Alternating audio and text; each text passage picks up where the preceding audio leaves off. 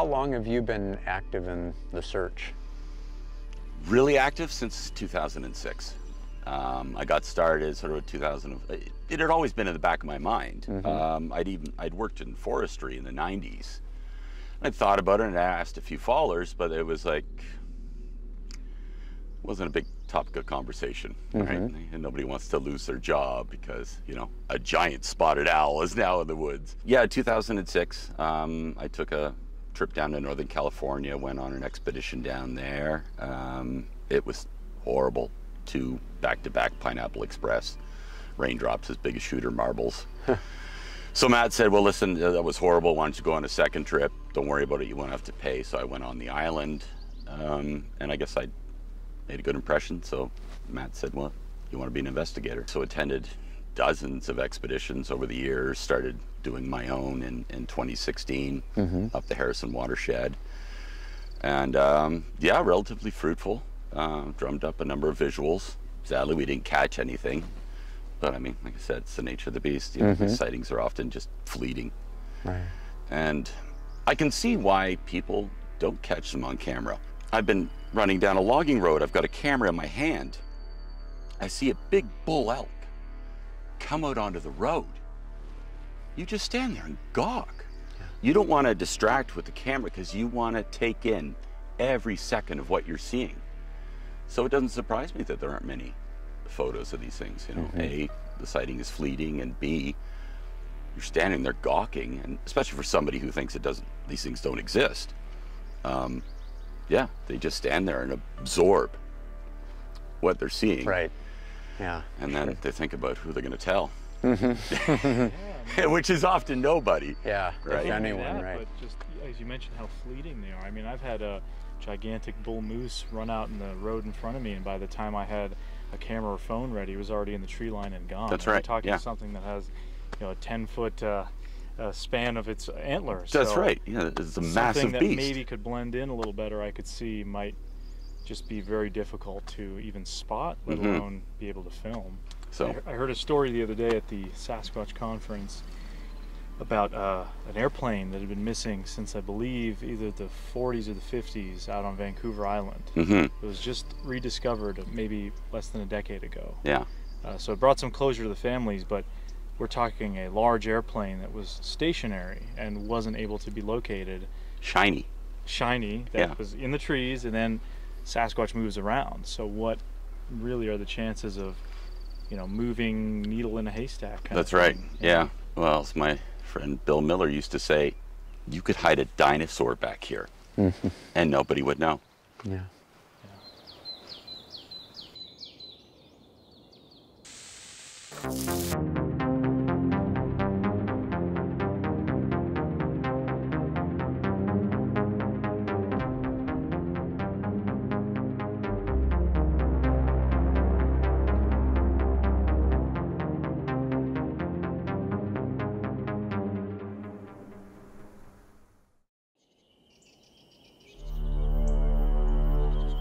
For nearly a century, the search for Bigfoot has captivated the imaginations of millions of people around the globe. Today, fascination with the phenomenon is as widespread as some of the most recognizable symbols in history and pop culture. The sideways silhouette, arm-swinging Sasquatch profile is so ingrained in the minds of many people that most are likely unable to recall when or where they first encountered it. Deeper still is the fixation with the creature amongst those who endeavor to search for it. It takes a special kind of person to set aside the necessities and distractions of modern life to set off in search of the theoretical American wood ape, and today there are many of them. While the idea of Sasquatch and the pursuit of it may be an institution in 2025, they sprung from the humblest of beginnings, a few intrepid explorers on the fringe of the scientific world, daring to ask a question that many would balk at. The world has not always watched the woods for Sasquatch, at least not in the great numbers of today. It began in the late 1800s and early 1900s as stories of strange, ape-like creatures, sometimes described as wild men or cannibals, began to circulate through newspapers and whispered rumors. We may never know the full breadth of the old Sasquatch stories, and we may assume that countless encounters have certainly been lost to time, but some remnants do survive. Enough to give us some idea of where our obsession with Sasquatch began, and to allow us to trace the road which leads to now. Many of these early tales and rumors were drawn from much older stories, some dating back as far as the birth of the United States, or even earlier, of bizarre human-like beings lurking in the hills, mountains, and forests of North America. They are still remembered and held with varying degrees of veracity by the research community. One of the earliest modern reports also touts one of the prime examples of alleged Sasquatch evidence: footprints. Jerry Crew was a tractor operator working at a remote job site in Six Rivers National Forest in 1958. He would discover a series of footprints, 16-inch long footprints, around his job site one morning, and the incident became a national sensation. The veracity of the prints has been subjugated to rigorous scrutiny, but whether a hoax or a real example of evidence, the Jerry Crew report has become a focal point in the history of the evolution of the Sasquatch question. The fact that the Crew incident took place so close to the infamous Bluff Creek, the location where the notorious Patterson-Gimlin film was captured, only a couple of hours by car, is considered no small coincidence, whether hoax or otherwise. Crew's encounter and the notorious Bluff Creek incident are staple cases which stand out amongst a few noteworthy others with regard to getting the ball rolling. While these early tales laid a foundation, the phenomenon is not limited to a single window in time in the early and mid-century. Once the eyes of the world fell on the Sasquatch question, they would remain there, whether from the viewpoint of skeptical dismissal, casual interest, or outright belief. This is due largely in part to the pioneers of the topic, who began investigating potential Bigfoot activity long before it was fashionable. As far as historical accounts of Bigfoot types go, you seem to have possibly various species. You know, you've got the Paddy types, and then you've got the Neanderthal-looking types, and even lizard man, you know, maybe even dog man or werewolf type beings. But the common trait that they seem to have is this giant creature that's covered in hair that lives out in the wilderness. Going way back to even to ancient Greece, there are tales of wild men in North Africa and in India. In Greek mythology, you've got these two characters, Agreos and Oreos, who are these half-bear, half-man brothers that are cannibalistic. You know, and they live out, and their names actually mean, you know, savage man or man of the mountain. Patristic writers would refer to wild men as representative of either being demonic or heretical. In medieval Europe, there are lots of Germanic tales of monsters coming from the swamps or the mountains or the woods into villages to kidnap people or to eat people and all, which is where you get Grendel from Beowulf coming into the civilized space. The wild man image is prevalent in art, especially in the Middle Ages. And you've got all these sort of forest-dwelling images like the Green Man, the Spriggan. In Slavic culture, you've got, or Slavic mythology, you've got this creature called Leshy, that's sort of this forest entity, the kind of giant green man type. You've got the Viennese Krampus, you know, which is sort of this beast that shows up at Christmas time. Even Scandinavian trolls and ogres of folklore have that same idea that they live out in the mountains or in the woods or in the forest, and it's when they enter into, you know, these giant creatures enter into civilized space that there are problems. When the Vikings came to the New World in 986 AD, Leif Erikson talks about seeing these hairy giants. We are able to trace the origin of the term Sasquatch. It was John W. Burns who, in 1920, even before the famous Ape Canyon incident of 1924, would form a relationship with the Chehalis First Nations group of tribes, and through this relationship learn of the hairy man legends which had existed in the Washington state area for untold centuries. In 1920s, in Canada, they started using a new word, Sasquatch, and that started oozing into some of the reports. So you have this progression and evolution of words. Some of the 1924 newspaper reports talk about forest giants or forest devils. So everybody used different words to try to capture something that today we know entirely as Bigfoot. Bigfoot is a word that's used in Canada, Russia, China, everywhere, and it's become the global word to deal with hairy hominids. So in the 1920s, you've got John W. Burns working with the Chehalis Indians and finding out about these hairy man legends. And of course, that's where we get the term Sasquatch from. The two variations I am aware, like here in the Harrison area, it is Sasquatch, and that's kind of where Sasquatch came from. Like,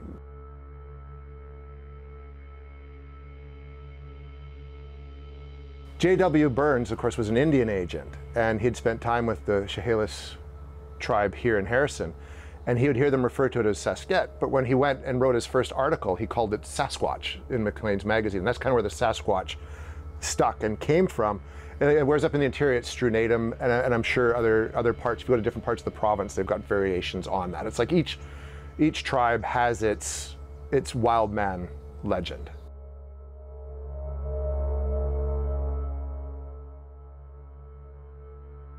And each one would then give it its own name. But Sasquatch is kind of the catch-all, and it started here in Harrison Hot Springs.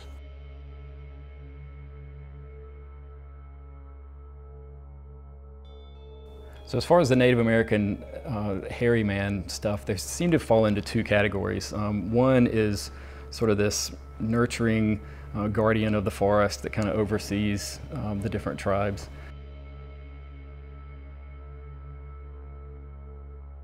And you've got the Dakota tribe. They have the Shiatanka, which means like elder brother. But then others are these sort of violent cannibals that come down and kidnap children and women. And the Bella Coola tribe has the Bok or the Skookum that means evil genie. The Iroquois has the stone man that evidently was human at one time but was cursed to be this sort of forest dweller. But the shared characteristics of these, whether they're benevolent or not, seems to be this hairy giant that lives in the forest.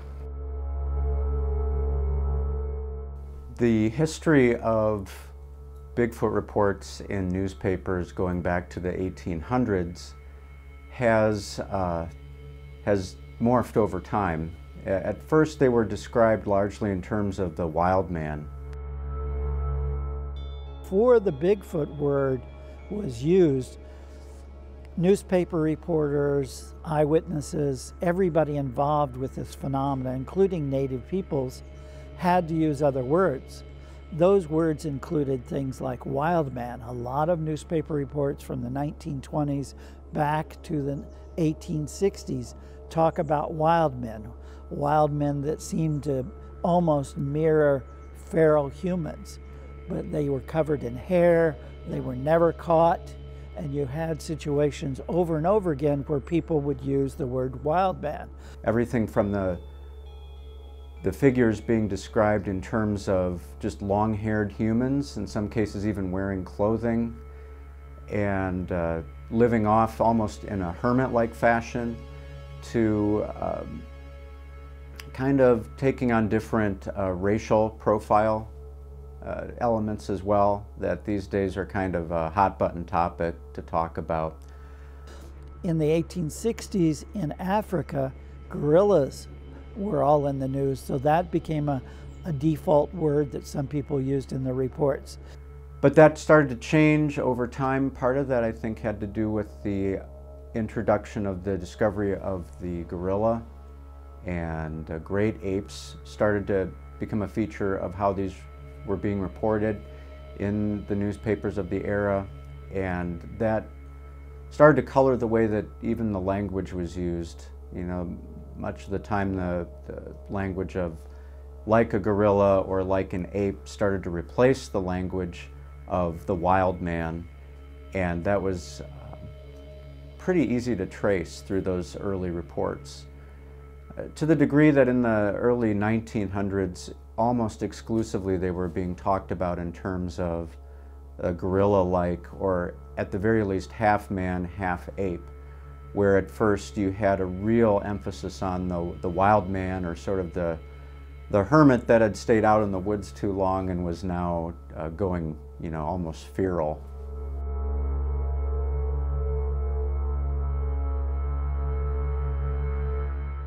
So I guess if we think about the wild man reports of the 1800s, maybe in the newspapers, those probably didn't hurt in selling newspapers, and that was probably something that people looked forward to reading, as well as maybe addressed a fear that pioneers might have had going out into this unknown wilderness.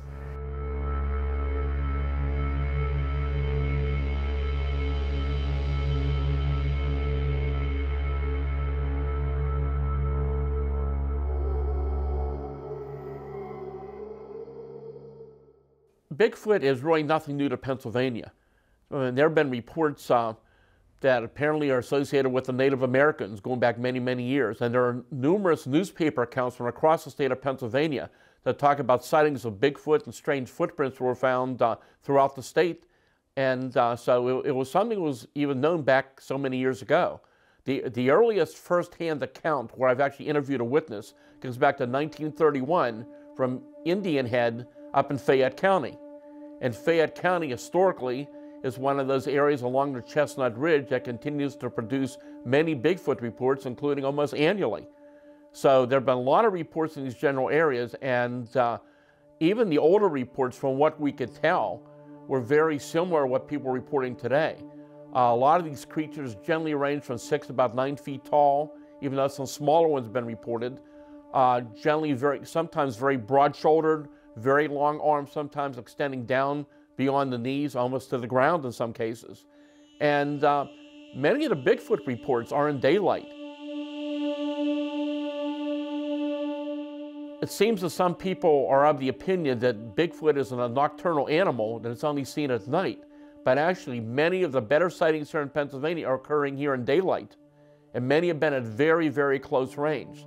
So when we talk about very close range Bigfoot observations, we're talking incidents where these creatures are walked out in front of vehicles 5, 10, 15 feet away from the eyewitnesses, or walk near mobile homes and other rural communities. And while we talk about a lot of sightings in rural communities, in more recent years, we're continuing to get sighting reports in more populated areas where there's not a lot of woods around, which adds even more and more to the mystery. You start getting the reports of eastern Bigfoot, and it gets confused because people look in the archives for something that says Bigfoot or Sasquatch. You have the terminology problem. Back in the day, the Algonquin Indians, who have 500, 600 years of records of hairy creatures, they're called Wendigo. So you have to look for the right words, look for the right language. And the Cherokee Indian have certain traditions that have different names. There's 457 tribal groups in the United States. You can go from tribal group to tribal group, and everybody has a different name for what we call Bigfoot today. Even in terms of English language newspapers, that's where you have the wild man reports. 1869 in Kansas, you had groups of wild man reports. You had in Whaling River, New York, you have accounts in the 1930s of ape-like creatures in the woods there. Are these Bigfoot? Are they skunk apes that are transplanted? In Illinois and Indiana and Ohio, you have very early reports of some of these creatures that seem more aggressive, more ape-like.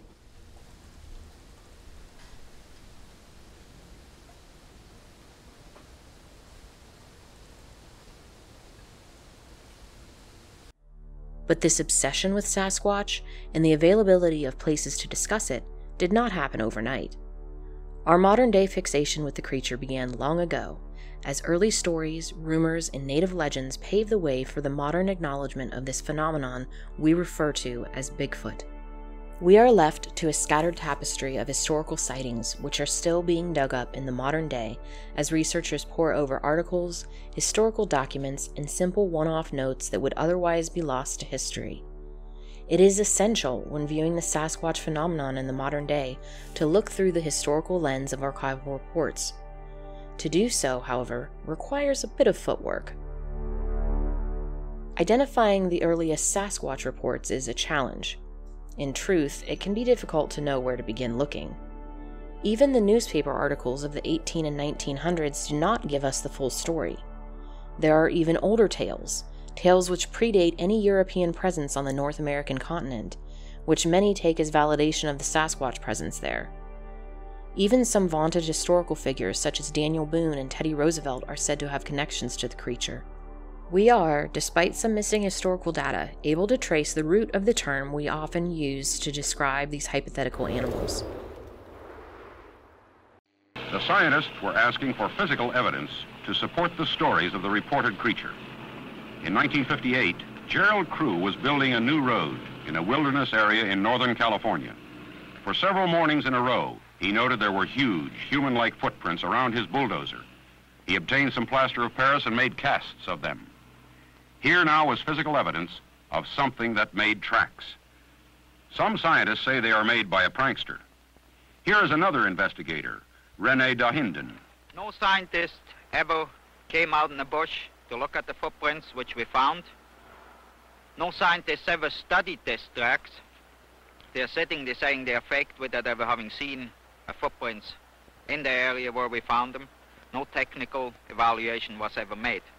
In my opinion, after having seen 3,000 footprints myself of 6 different sizes, I came to the conclusion this tracks to be made by a living foot, a creature with a foot like this, a Sasquatch, rather than a man with artificial feet. In the 1950s, Six Rivers National Forest was one of the last national forests in Region 5, which is the region that I work in, to really open itself up to logging. And so most national forests were, the Park Service is conservation, the Bureau of Land Management is mostly for extraction. The Forest Service is a mixture of both. We both conserve, preserve, but use, wise use on the land as well. Mostly being harvesting of timber for the production of homes or other businesses, industry in the United States. The Six Rivers National Forest was one of the last of those forests to open itself up to logging. And so it had very, very few roads out in the National Forest for logging trucks to drive to, have the timber cut down, and then removed from the landscape. So in the 1950s, Jerry Crew was working on a contract to build some of those logging roads into the forest to begin that process. And he would work and then leave his equipment, and the next day he kept finding these large footprints around his equipment, plus stuff moved, like 50-gallon fuel barrels. Well, you know, those are kind of heavy. Who has the ability to move something that heavy? And so he's just trying to figure this out. So finally, he decides he's going to cast one of the most beautiful footprints there are, and it gets into the national press, and the term Bigfoot gets coined. And so that's sort of how this all started with that term. And that area was known as the Bluff Creek area, became extremely popular. Later on, that's where the Roger Patterson, Bob Gimlin film would be filmed. Due to similar circumstances where there are all these prints being found in the area, and they go there to try to figure out what's going on and captured the famous film that we're aware of. So. After the Jerry Crew stories hit the papers, and that started to get a nationwide sort of understanding of what the phenomena was, either by osmosis or people finally feeling like it was okay to talk about it, there was a growing sense that various locations had their own histories of wild man, Sasquatch, and Bigfoot reports that really seemed to hit a peak in the 1970s, where all of a sudden stories were coming out of the general Midwest, coming out of the South, and even the East Coast and the extreme Northeast part of the United States. And it seems like there were, again, a number of things that tended to tie these stories together. One was waterway systems, whether it was swampy areas or along riverbeds or creeks those tended to be the places where these creatures were seen emerging from or returning to once they were sighted. And I think that along with some type of wooded cover, is a kind of a generalization across the board, that you could trace sighting reports and creature reports to all of these different locations that had the commonality of some type of water system, some type of cover that would involve a wooded area. And then, of course, if this is a living biological entity, they would have to have something to eat as well. So it would have to be a location that supported other wildlife, or at the very least, some type of vegetation that these creatures could eat. Perhaps the most startling and far-reaching event in the recent history of Bigfoot hunting happened to a long-time investigator by the name of Roger Patterson. In October of 1967, he and a friend were in the Bluff Creek area of Northern California to investigate a reported sighting of two creatures. Suddenly his horse shied as a large creature stood erect from behind a log where it had been drinking from the creek. Patterson grabbed a 16mm camera from the saddlebag and jumped from the back of the rearing horse to take the following pictures. Let's hear in Patterson's words exactly what happened that day. As I walked across the sandbar, I was able to get some fairly good footage of it. It turned a couple of times and looked at us, and as it turned, it seemed to give me the impression that it didn't want anything to do with it. It didn't run, it didn't act scared, but yet it acted leery of us. Patterson thought that he had proved once and for all that the creatures existed, but he found that even the film was in question. The most famous piece of evidence in Bigfoot history is the Patterson-Gimlin film. The film is very famous because, as I often say, it's evidence of pancaking the evidence. You had native traditions. That's the exact similar place in Bluff Creek where the 1958 discovery of Bigfoot occurred. You had two individuals who saw something, horses reacted, they take a film, and then they got cast. So there's many different layers of evidence coming from that one incident. The history of that is one that to this day is not necessarily easy to pinpoint where the film went to, under what conditions was it developed, and where all of the existent copies are. So there is some interesting questions still, I think, outstanding about how that film came to be. However, it was then taken rather quickly and put in front of various groups of scholars and scientists, and the reaction was somewhat predictable. Even though, you know, Roger and Bob had what appeared to be proof positive that this creature really existed, the reaction was a collective shrug of the shoulders, and for the most part, a rejection that this was proof that a creature really existed. That didn't stop Roger, however, from taking the movie on the road and doing a whole four-wall tour with the film throughout the Pacific Northwest for sure, and perhaps even other parts of the country, advertising in local papers that he had this footage to show, and then having people come into the theater and see for themselves what they thought. Well, you know, the old adage is seeing is believing. So I think for me still, the Patterson-Gimlin film is obviously still a great piece of evidence. It, to this day, remains a source of great debate. A lot depends on the frame rate at which the subject was filmed. That's an ongoing source of debate as well. But depending on who you ask, there seems to be in this footage either a man in a suit or you have a legitimate, inexplicable image of something that science hasn't cataloged walking away up the creek bed. But the PG film I've looked at it literally thousands of times. I have every single frame of the film in photographic form. I've watched it enhanced, I've watched it cleared up, I've watched it in its natural state. And there's no way that you could tell me that that's a man in a suit, because fabric covers muscle movement. You cannot get a suit, okay, at least in 1967, that was skin tight to the point where the musculature could be seen, and the movements of the musculature in very particular ways could be observed. And there's very compelling anecdotal evidence and suggestion that the ability to create what we see in that film as sort of a Hollywood special effects project, that the technology and the ability to do that simply didn't exist without a huge amount of money to put into the project. And even then, the anatomy of the creature and the things that seem to be observed in this film are not the type of things that someone would think to include in a monster costume. Another term, as widely known as Sasquatch or Bigfoot, would gain infamy well before either of these names, and unlike much of the rest of the modern Bigfoot saga, does not originate in North America, but rather far off Asia.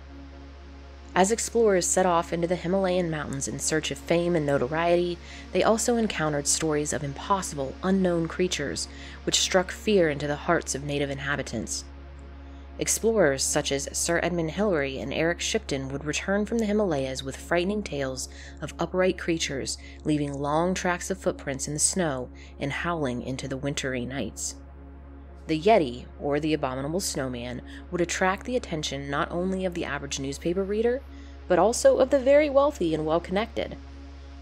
Some with both the interest and the means to pursue the creature would put their money where their mouths were, forever imprinting their names right alongside the hidden creature itself. One of the things that was missing from some of the early searches for the Yeti was good funding. Along comes a Texas oil and beef millionaire who was fascinated by these reports of a mysterious hairy creature in Nepal. He got hold of Bernard Heuvelmann's book, On the Track of the Unknown Animals, which came out in English in 1958. And he really was so fascinated by this because he was an inventor, and he also was interested in medical discoveries. And he felt if the first Yeti could be captured, brought back to Texas, it could become the standard medical model for testing new diseases or new cures for disease. Tom Slick at the time had the largest rhesus monkey population in the world that he was using in medical research. So he really saw the Yeti as an extension of his medical inventions and his medical solutions to different diseases. So he actually, with a guy named Peter Byrne, decided to go on a little trip over there in 1957 and to explore the possibilities for larger expeditions. He unfortunately got in an accident. A bus lost its brakes and was going down a hill, and he damaged his knee so much. And he was he was in his 30s and 40s and during all of this time, and he actually came back, and his mother said, "Do not go back." His family was afraid he was going to kill himself looking for the Yeti. So he got hold of Peter Byrne and his brother Brian Byrne, and he started setting up these expeditions in 58 and 59.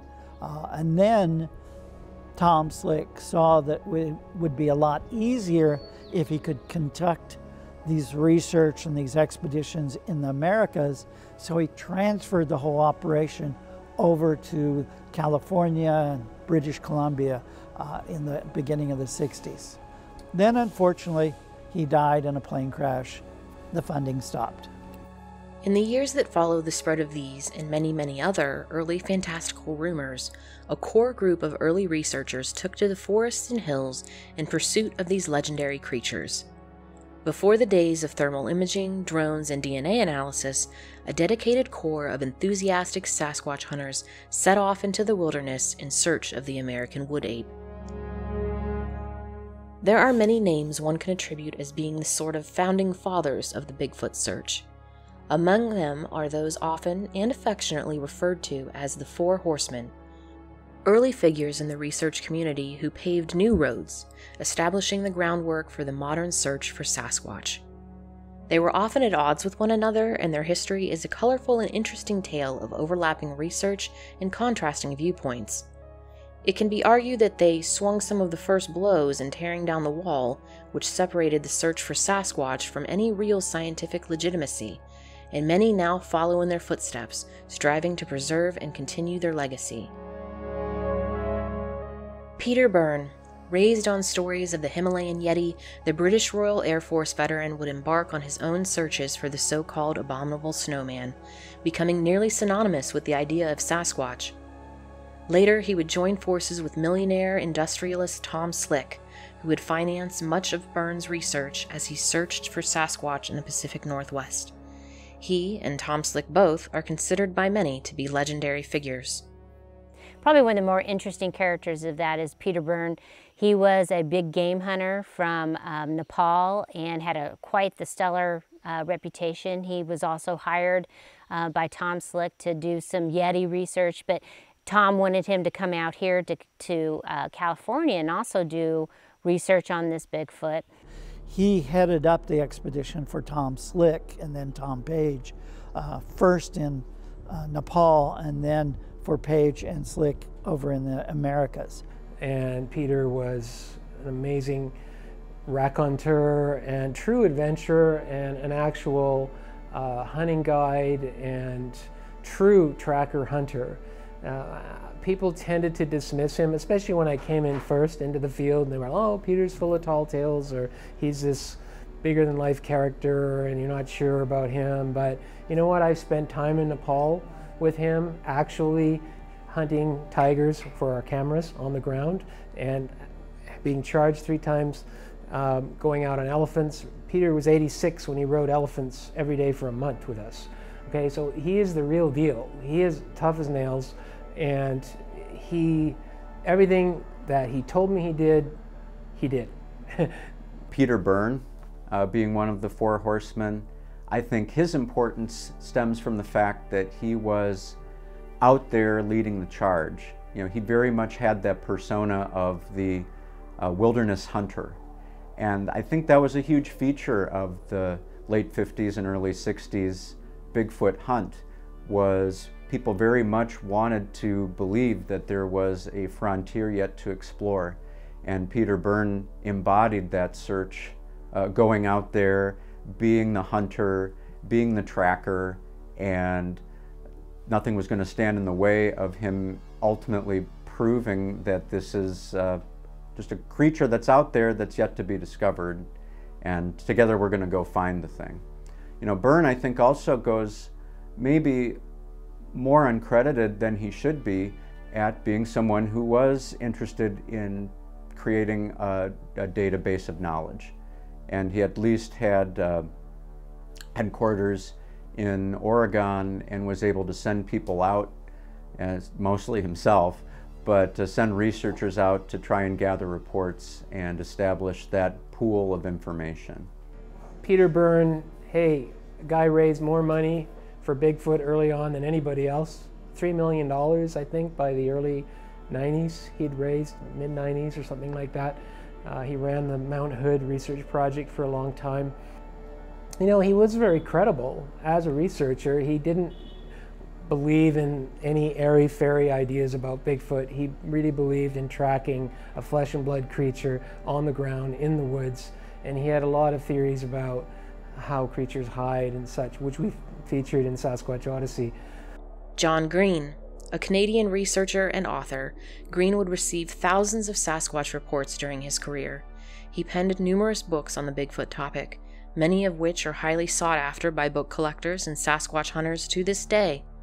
Green was one of the men to investigate the notorious Bluff Creek tracks in 1958 and forever cement his intrepid legacy, relegating him to a status nearly as legendary as the creature itself. With John Green, you have the background and the acumen of a skilled reporter and someone who is able to write in a very winsome way all of the reports that were coming in, synthesizing the reports, creating what is essentially the first database of sighting reports, and doing so in a way that would make just about anyone interested in at least listening to what he had to say.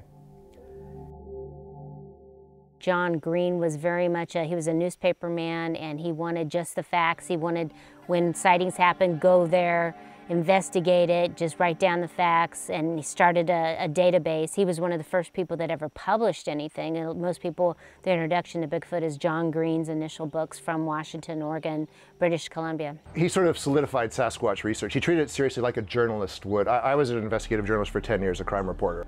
You do research into the phenomenon, you interview all the people involved, you take the facts back that you got and you put forward kind of an idea or a story. And he did that with sort of every Bigfoot report that he heard. And he would go out to the site, he'd talk to everybody, he'd bring it back. He kind of created the first real database, but like back then on like these index cards, writing all the details that he could, like, you know, the hair color, if he saw footprints, how tall it was, and he had them like with a map that kind of connected everything. And then that eventually became an online database. And of course, he used that material for his books. And the first book had the Ruby Creek incident, of course, the Albert Osman incident. I think he struck people as objective as possible because of his background and because of his sort of an easygoing manner, but also an attention to detail and a way of networking with people that was very open. And I think he was known for that. John Green, you know, was kind of the mayor of Harrison Hot Springs for a while as well, and he helped organize the first Sasquatch festival. And so he definitely, you know, was a big part of the tourism industry that came to Harrison Hot Springs. And I have to say, so that's the area of the Chehalis Indians, and I've done a lot of work with Native Americans. Many years, 15, 20 years or more, I made films together with Native communities. And so I work with the Chehalis, and that's their word. A Sasquatch is a variation of the word they have for big and strong. It's also related to a Chinook word called skookum, which means big and strong. But it's from that area. So that is the birthplace of Sasquatch, is Harrison. And that's where John Green was located. Grover Krantz, an anthropologist and professor at Washington State University, is considered to be one of the first academics to give the Sasquatch its day in court. Krantz would compare and analyze Sasquatch reports and evidence, cross-referencing them with known factors in the scientific record, making case for the creature's potential existence despite widespread abject skepticism. While his reputation in academic circles suffered as a result, he is held in high regard in the cryptozoology community, considered a hero and pioneer. Many today hope to vindicate Krantz's legacy in the modern scientific community. Grover Krantz, of course, brought with him a sense of legitimacy from an academic standpoint, which I think some of the other Four Horsemen and others were very desirous of. They really wanted to be taken seriously by the scientific establishment. And then Grover Krantz was the first academic who was willing, worked for a college in Washington, was willing to stick his neck out and say, this is worth studying, we need to know more information. His original book, Big Footprints, is probably the book I would recommend to anybody in the beginning, because it gives you such an insight of melding what he knew about primate behavior, what he then hypothesized Bigfoot behavior was also like, and it was a very powerful understanding of, based on sightings, that what we were seeing was matching primate, and we shouldn't separate this as being a human species, but being some sort of an ape species. He always fought, you know, the academics, you know, who just thought it was ludicrous that he was studying this at all. And he certainly would get into a lot of particulars of the Patterson film. He believed in the Patterson film, and he did a lot of studies on it and a lot of measurements on it. Also featured in Sasquatch Odyssey, and there were a lot of arguments back and forth about that between Rene and him. Evidently, he faced a lot of scorn within the academic community for doing that. It didn't seem to bother him all that much, or at least he got to a point where he had a choice to make, and he made it. He came down on the side of wanting to try to conclusively prove that there was a creature out there, and whatever reputation problems he had attached to that, he was willing to bear. Rene de Hinden was born in Switzerland and moved to Canada at the age of 23, where he would dwell for the remainder of his life. He was an outspoken supporter of the notorious Patterson-Gimlin Sasquatch film, and also embarked on many personal research expeditions into the Pacific Northwest. So charismatic and intriguing was de Hinden's life that a character in the popular film Harry and the Hendersons was inspired by his exploits, and he was also an accomplished author. Rene de Hinden is probably the most eclectic and the most, I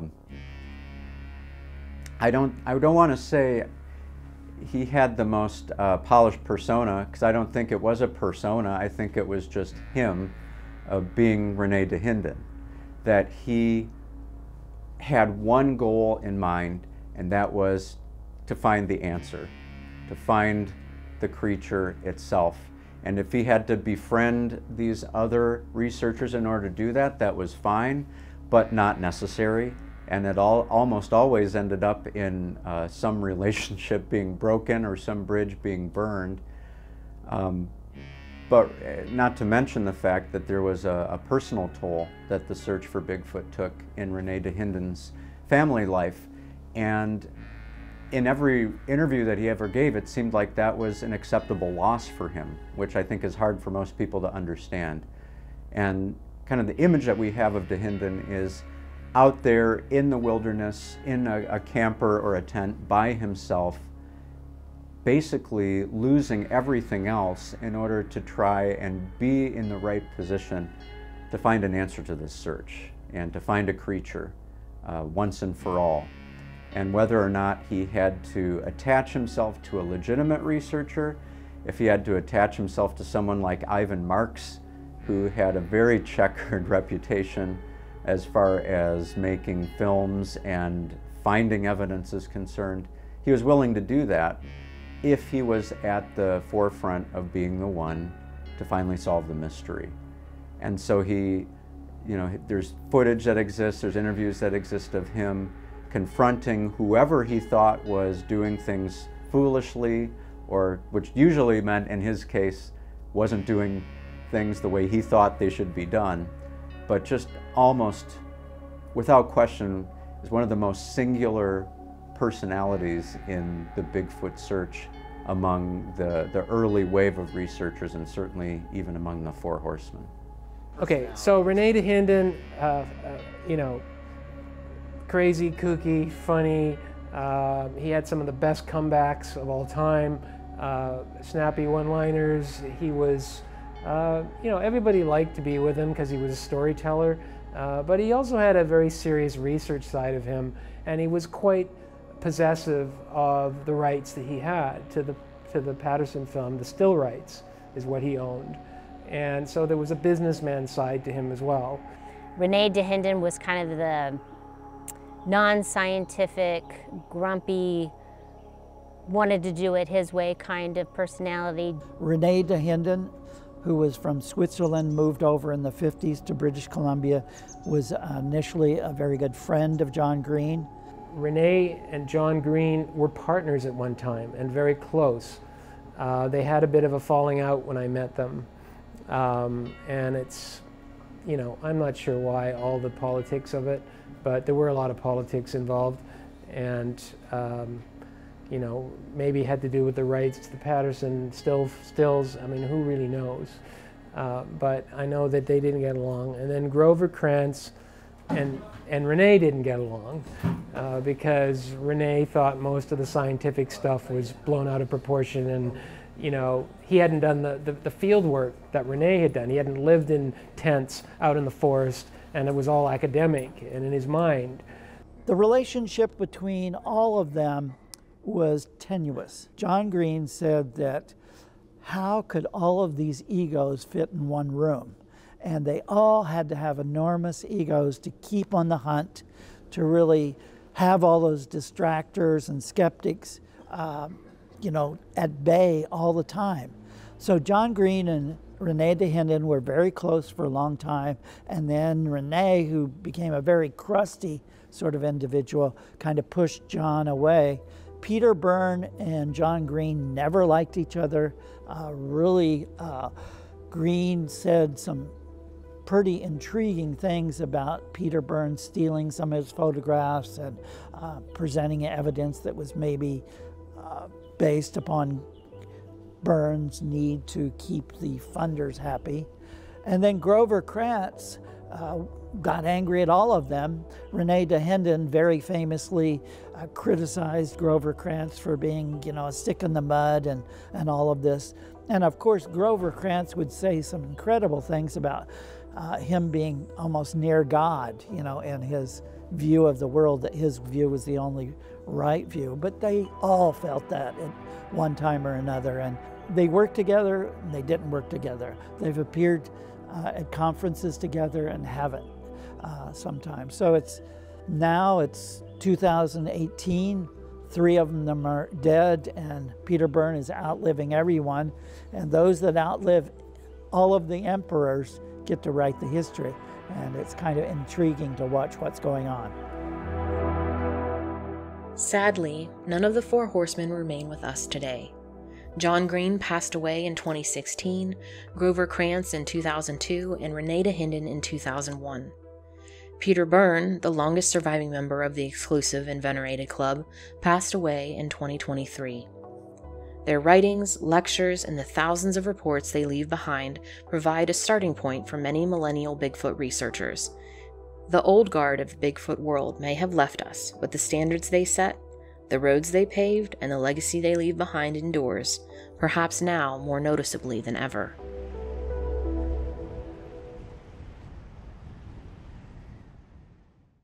I got into it heavily in 1984.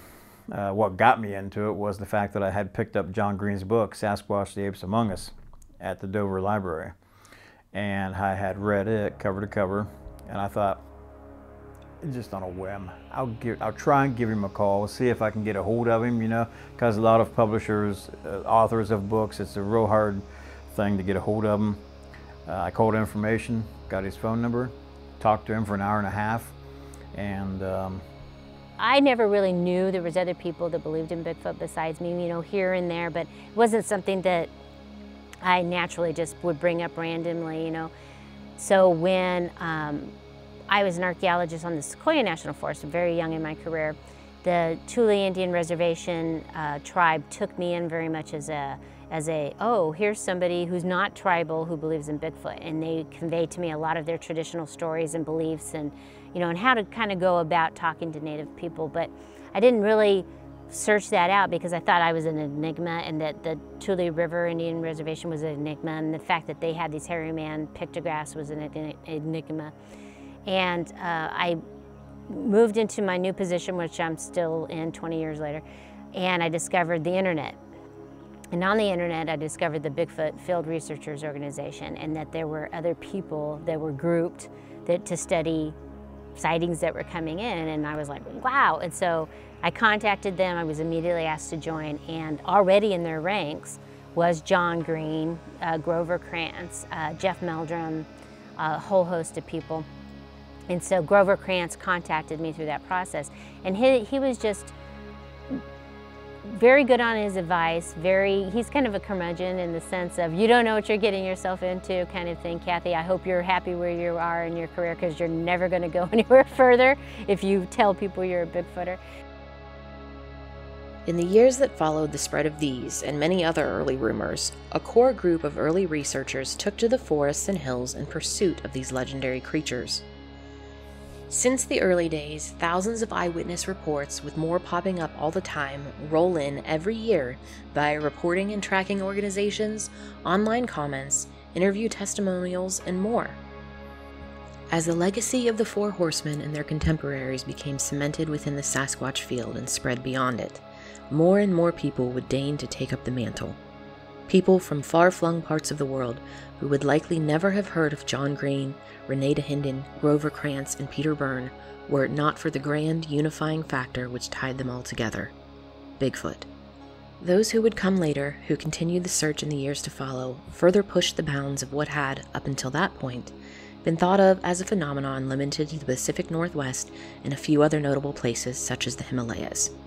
They would challenge the idea that other parts of North America are devoid of their own sightings, helping to usher the search through the final decades of the 20th century and to find its footing in the 21st. Hello, my name is Thomas Steenberg, and we are in the temporary Sasquatch Museum and Info Center in downtown Harrison Hot Springs, British Columbia. Well, the first one I ever looked at, the first one that was ever reported to me, I can't remember if he was from Australia or New Zealand, but he was a visitor, and he had rented a car, and he was going through the Stoney Indian Reserve, and he saw this thing cross in front of his car. The way he described it was a bipedal orangutan. So I asked him, well, you should phone this guy up, and the guy showed my ad. And he did. He said, you got apes in the Canadian Rockies? He didn't realize there was such a thing here, because he'd never heard of the Sasquatch or Bigfoot. He had heard of the Yeti in Nepal. So I went out and I met him there. And there was definitely scuff marks where something went up, but he was more astounded. He wanted me to explain it away. So that intrigued me. And that's how I got started. And now it's over 200 interviews later and 44 years. Yeah. My name's John Kirk, and I was born British in the British territory of Hong Kong. And I moved to Canada in 1987 and got straight into the world of cryptids quite by accident, and have stayed immersed in there ever since. 36 years of an absolutely bizarre and crazy ride, but worth every minute of it. And I got involved in the Sasquatch mystery when I moved back to BC because, again, there were all these numerous reports of this creature, and a lot of them extremely credible, especially among First Nations people who are living with these things for donkey's ages.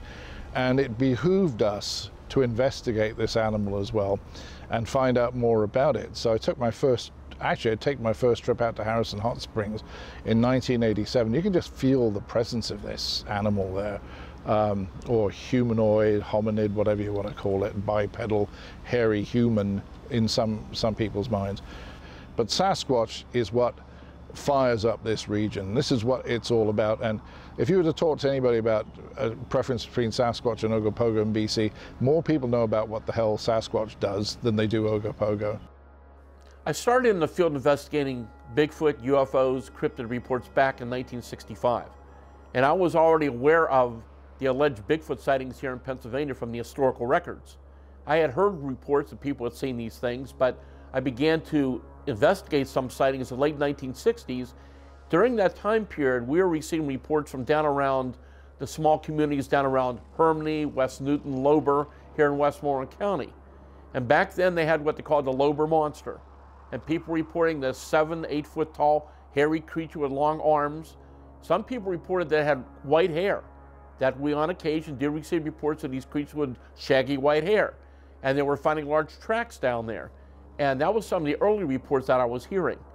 And then as I was investigating a number of UFO sightings, not that far from the Chestnut Ridge, out around New Alexandria, PA, back in the late 1960s, I began to hear rumors and talk about a lot of strange activity along what was known as the Chestnut Ridge area, that mountain range.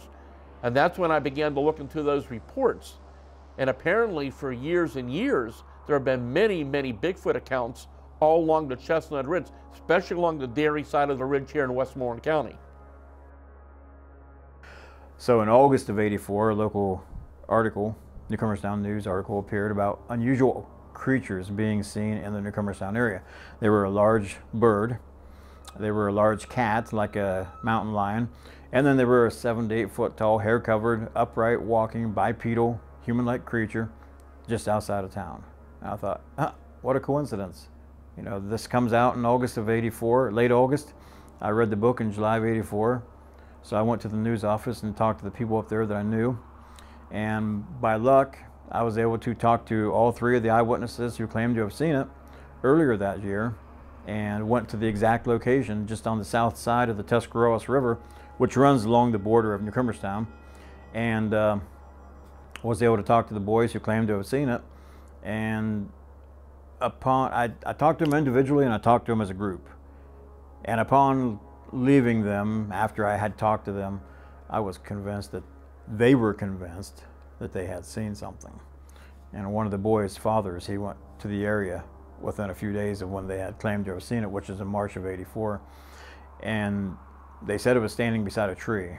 And so they found the tree, apparently, and the boy's father found some footprints, very large human-like tracks in the soil. And he told me, he said, don't come back here. And so they didn't, except for when I drug them out there and wanted to see the area. 1986, I looked into a case in which over 100 tracks were found along Boll Creek on the Chilliwack River. I don't think they could have been faked. I can't rule it out completely, but I don't think they could have been faked. An American couple up from Salt Lake City was attending the expo, because that was expo year in Vancouver. First week they did what she wanted. They went into Vancouver and did expo. The second week of the vacation they did what he wanted, which is camping and fishing. And while they were camping at the Riverside Campground along the Chilliwack River, they said this big gorilla-like thing came and stole a stringer of fish they had hanging on a tree. And I heard about it, and I got there, and I just caught them as they were leaving. And they told me the whole story, and I found the tracks. They never knew they were there. I found the tracks. I crossed the road, and I found the tracks along the banks of Boll Creek. If I hadn't been for that find, I might have put the Sasquatch on the back burner and gone on to what my ex-wife used to say, more important things. But that find did it for me. There was no way I was giving up on it. No way I was giving up on it, yeah. Also, the Crandall Campground incident of the May-long weekend of 1988 in Waterton Lakes National Park, where 4 witnesses all saw this thing, and they actually had the courage to report it to the park warden's office the next day. Most people don't. They did, and the warden's office did an investigation. And no matter how much they tried to dissuade these people that they saw a bear, he was impressed. The warden was a man named Alan Davies. He was very impressed. They would not be deterred. And one of them insisted on writing something out. You know, and I'm sure that report is still on file in the warden's office at Waterton Lakes National Park. Yeah, yeah. I think the thing that really nailed it for me in regard to the existence of this animal were several experiences I had that just simply cannot be accounted for in any other way, that it was a Sasquatch was the point of origin. In 1997 in May, I was up at the Seymour Demonstration Forest, which is on the north shore of Vancouver, up in the North Vancouver Mountains, and I got separated from my group. They all went cycling and I didn't have a bike, so I had to walk. And I was walking along this path all by myself with nobody else around, and I looked down and I see a footprint on the other side of the path, a 15-inch footprint. I'm going, what the heck is this? Then I looked next to me and there was the other one. Okay, the left foot was on this side, the right foot was on that side, and the step length was over 40 inches. A single step from the heel to the toe. And I thought to myself, ye gods, man, there's been a Sasquatch around here, and I could smell the lingering odor. It was unpleasant, to say the least, but it wasn't as bad as most people think. This thing had gone and it was lingering. In 1998, I was visiting my dad, who was the mayor of the town of North Bonneville in Washington State. And it was Christmas Eve. My dad was making the Christmas dinner ready to be served the next morning. And he has a big picture window that looks into the forest down there in southern Washington. So he went out for a cigarette, and all of a sudden he says, can you come out here, please? And I said, okay, what the heck's going on here? And I walk out there, he's standing there white as a sheet. And I said, what's the problem? And he says, look in the snow. 17.5-inch tracks in the snow, you know, with massive step lengths, walking straight into the bush behind his house. Now, North Bonnyville is in Skamania County, well-known habitat for Sasquatch sightings. So I looked at these tracks and they were far deeper into the snow than either my dad's or mine. But I looked at them and I remembered them. I sort of burned those images into my memory. And one day I was looking at pictures from Skamania County of another set of footprints from Buncombe Hollow. And I looked at them and said, holy cow, those are the same ones that went through my dad's backyard. One in particular was up in Beach Hills between Greensburg and Jeanette in 73. This incident happened early morning hours, and this person was staying at some friend's home. Well, the home at the time was a very low foundation, very low to the ground. Early morning hours, person went into the bathroom and was beginning to hear these strange sounds outside. And as she's sitting there, she's a foot or two from the window. As she's sitting there, this hideous face appears right in front of her. She's looking directly at it. She's seeing the hairy face, the luminous blue, kind of orangish, reddish, glowing eyes, big fang-like teeth, and the face is more wolf-like. She was very, very upset, ran out of there, told the people what happened. They called the state police. I interviewed her within a few minutes. They had called me and I interviewed her. I know when the troopers went out, found some possible three-toed tracks near that place. She was so upset that she made the people take her to her home several miles away. And interestingly, and this has been found in a couple other cases we had, within the hour after she got home, the same or a similar creature showed up at her property. Well, a little bit of history in a nutshell. First of all, I got into it in '84, and my last fairly active year was 2012. So the reason I say that is because the first half of that time span, we would get phone calls or letters, and you know, people would contact me, say, hey, I seen something cross the road. Well, I want to pick up Mary Jo at a basketball game. Okay, well, do you mind if I come out and take a look at the area and talk to you about it?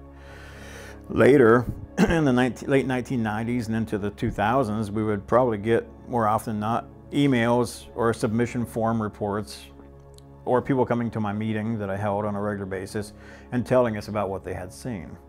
The good thing about receiving the reports electronically was you would get the report quickly. I mean, you could have a sighting at 9 p.m. and at 9:15 p.m. you could have it reported into your local Bigfooter. In the early 2000s, in 1985, it didn't work that way. You did have to get a phone call or a letter. But back to the point for 15 minutes later, if you don't want to talk to the investigator, you can come up with the best BS story that you can think of, make it sound perfectly legitimate and real, and if that investigator wasn't doing his job, they could just put it out on the internet and there's another report that's fake, but you can't tell the difference because no one has gone to the spot, talked to the person face to face to see what their reaction was, and gone to the area to see if it could be, you know, habituated by a large upright creature or not.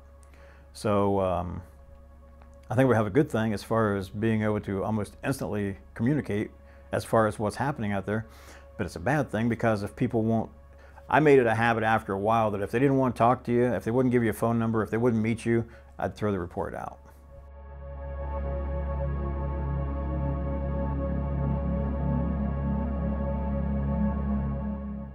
The history of Sasquatch is long, winding, and packed with minutiae.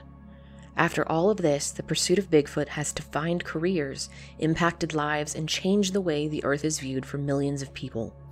It has presented us with something of a different reality, a world where the greatest mysteries are yet unsolved, and where, on any given day, someone might stumble across the answer. It drives legions to venture into the wilderness and seek out the legendary, perhaps even mythical, wood ape. The journey also continues. It did not end with the Four Horsemen, the flaps of the 60s and 70s, nor the renewed fervor of the 80s and 90s. More than just shots in the dark and hopeful maybes, the brightly burning torch is still being passed, carried by a whole new generation of Sasquatch hunters.